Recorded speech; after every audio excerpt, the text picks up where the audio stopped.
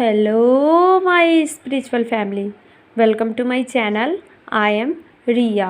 तो आज का वीडियो है जो डिवाइन फेमिनाइन अनमैरिड है उनके ऊपर। तो जैसा कि आप सभी जानते हैं कि इस जर्नी में जब हम आते हैं तो वेटिंग में होते हैं, अपने ट्विन के लिए वेट कर रहे होते हैं। तो आपको इस जर्नी में अपने ट्विन का वेट करना चाहिए या फिर किसी और से मैरिज कर लेना चाहिए। तो चलिए आज इसी टॉपिक पे बातें करते हैं और थोड़ा सा गाइड करूँगी आप लोग को कि आप जो भी डिवाइन फेमिनाइन जो अनमैरिड है उन्हें करना क्या चाहिए। तो सबसे पहले मैं आप लोग को बता दूं कि मेरी बहुत सारी फ्रेंड है जो ट्विन फ्लेम कम्युनिटी से है, जो डिवाइन फेमिनाइंस है। फ्रेंड नहीं, वो सब मेरे से सेशन ले चुकी है, तो यही बोलेंगे, वो सब मेरी क्लाइंट रह चुकी है। तो उन सब का एक ही क्वेश्चन होता था बार बार कि मैम मैं अनमैरिड हूँ और मेरा ट्विन भी अनमैरिड है, या किसी किसी का ये भी क्वेश्चन होता था कि मैम मैं अनमैरिड हूँ और मेरे ट्विन मैरिड है, मैं क्या करूँ, उनका वेट करूँ या शादी कर लूँ या फिर उनको उनके ट्विन्स से उनके पार्टनर से डिवोर्स होने तक वेट करूँ, मैं क्या करूँ, मुझे गाइड कीजिए। तो आज का वीडियो खासकर उन्हीं डिवाइन फेमिनाइन के ऊपर है जो शादीशुदा नहीं है। तो मैं आप लोग से एक बात कहना चाहती हूँ कि आप लोग सबसे पहले इस वेटिंग से निकलिए। ये जो वेटिंग की जो एनर्जी होती है ना, ये एक तरह की स्टकनेस की एनर्जी होती है, और जो ये स्टकनेस की जो एनर्जी होती है ना, वो आपको कभी भी इस जर्नी में आगे नहीं बढ़ने देगी, कभी भी आपको इस जर्नी को कंप्लीट करने नहीं देगी। इसीलिए सबसे पहले आप वेट करना छोड़ दें। आप मत वेट कीजिए अपने ट्विन का, जो आपके लाइफ में हो रहा है उसे होने दीजिए और टोटली सरेंडर मोड में रहिए। आप डिवाइन को इस तरह से बोले कि मैं अपने आप को, अपने इस जर्नी को, अपने ट्विन को, है ना, और मेरी जो 3D की लाइफ है उन्हें मैं आपको सरेंडर करती हूँ। इस जर्नी में और मेरे साथ जो भी कुछ होगा सब आपके फैसले को मानकर मैं एक्सेप्ट करूँगी। ये आप ही का फैसला है। आप सब कुछ डिवाइन को टोटली सरेंडर कर दें। उसके बाद अगर आपके लिए रिश्ते आ रहे हैं और आपको फोर्स किया जा रहा है कि आपको शादी करनी है, आपकी एज हो रही है, कई डिवाइन फेमिनाइन में ये भी चीज़ होती है कि उनकी एज बढ़ती जाती है, जैसे 30 प्लस हो चुके हैं, फिर 28 प्लस हो चुके हैं, 35 भी प्लस हो चुके हैं और वो अनमैरिड है। तो उन सब के लिए एक ये चीज़ ना ट्रिगरिंग टाइप का होता है कि जो समाज के लोग हैं, जो आसपास के लोग हैं, वो उन्हें ट्रिगर करते हैं। हाँ, इतनी एज हो चली है, शादी नहीं कर रही है, पता नहीं किसके चक्कर में है। तो इस तरह के जो होते हैं ना ताने वगैरह, ये सब देने लगते हैं डिवाइन फेमिनाइंस को। लेकिन यहाँ जो डिवाइन फेमिनाइन जो प्योर हार्टेड होती है, वो सिर्फ यही सोचती है कि नहीं, मेरा ट्विन आएगा। वो अगर मैरिड है तो वो अपने जो भी स्पाउस है उनसे ब्रेक लेगा या फिर उनको डाइवोर्स देगा और वो मेरे पास आएगा। अगर आप ये सोच रहे हो तो ये आपकी बहुत बड़ी गलती है। एक बात मैं बता रही हूँ कि उनकी जो भी स्पाउस है ना, उनसे उनका कर्म जुड़ा हुआ है तो उन्हें वो निभाना ही पड़ेगा।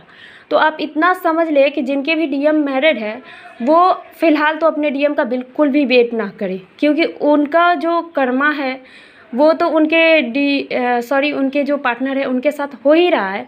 लेकिन इसमें आप इस नेगेटिव थॉट को रख के अपने ऊपर भी कर्मा क्रिएट कर रहे हो, और फिर लास्ट में होगा क्या कि आपकी तो एज बढ़ ही रही है। आपके लाइफ में जो डिवाइन आपको सोलमेट भेज रहे हैं कि ताकि आप भी शादी करके सेटल हो जाओ, वो भी एक टाइम पीरियड के लिए होता है और उसे भी हटा दिया जाता है।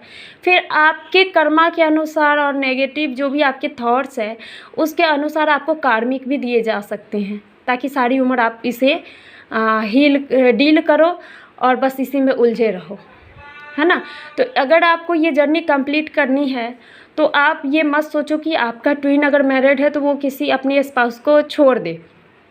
आप इस चीज़ को, डिवाइन को सरेंडर करो और दूसरे में कि आप प्रेयर करो कि आपके लाइफ में अगर आपके ट्विन से आपका मैरिज नहीं हो सकता है तो आपको कोई ऐसा सोलमेट दे जिससे आपकी 3D life and 5D life 5D की जो जर्नी है और 3D की जो जर्नी है दोनों ही बैलेंस रहे और एकदम स्मूथ चले।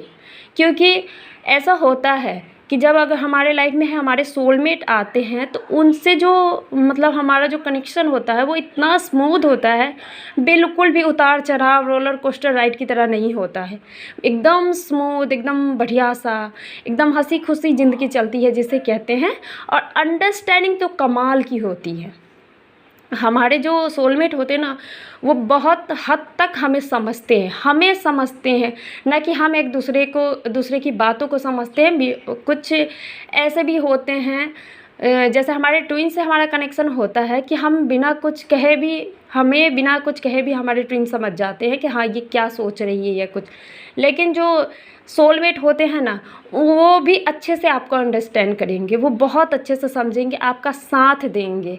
अगर आपके लाइफ में अगर सोलमेट आ जाता है तो वो आपको इस जर्नी में पूरा सपोर्ट करेंगे, आगे बढ़ाने के लिए, इस जर्नी को कंप्लीट करने के लिए। आपको रोकेंगे नहीं इनर वर्क करने के लिए या फिर स्पिरिचुअलिटी में जुड़ने के लिए, किसी भी तरह से, है ना।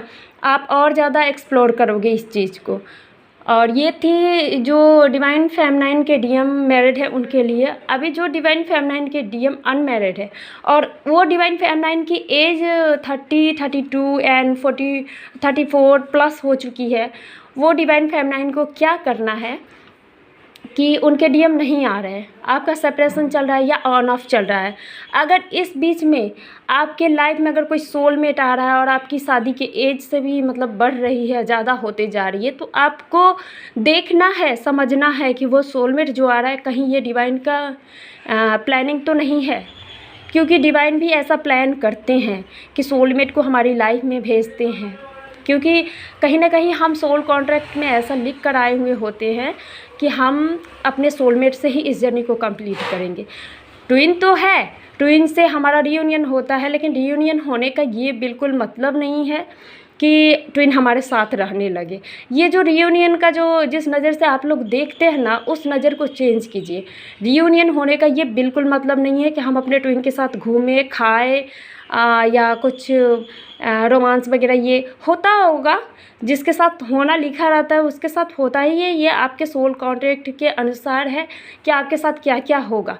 लेकिन अगर आपका रियूनियन नहीं भी हो रहा है, ऑन ऑफ का फेज़ चल रहा है और उसमें आपके जो सोलमेट भेज रहे हैं डिवाइन, तो आपको इस चीज़ पे भी गौर करनी चाहिए, एक बार सोचनी चाहिए।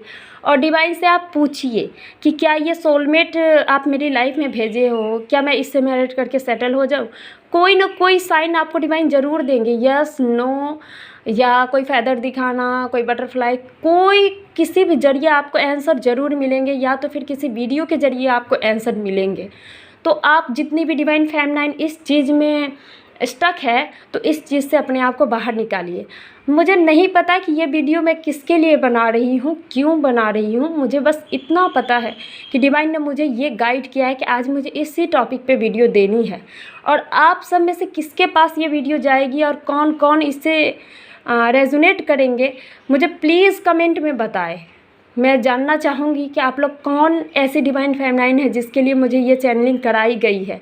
मुझे बहुत खुशी होगी अगर आप मेरे इस वीडियो पे आप कमेंट करके बताओ मुझे तो। और अगर आप इनर वर्क रिलेटेड कोई गाइडेंस चाहते हैं या इनर वर्क का कोर्स चाहते हैं या फिर आपको टैरो रीडिंग से कुछ जानना है अपने डीएम के बारे में, अपने बारे में, अपनी फैमिली, जॉब, करियर, किसी चीज़ के बारे में, तो आप इसकी भी मुझसे रीडिंग ले सकते हैं। और डिस्क्रिप्शन में मेरा नंबर है, आप चाहे तो मुझे कांटेक्ट कर सकते हैं। Thank you so much for listening to me. God bless you. ओम नमः शिवाय।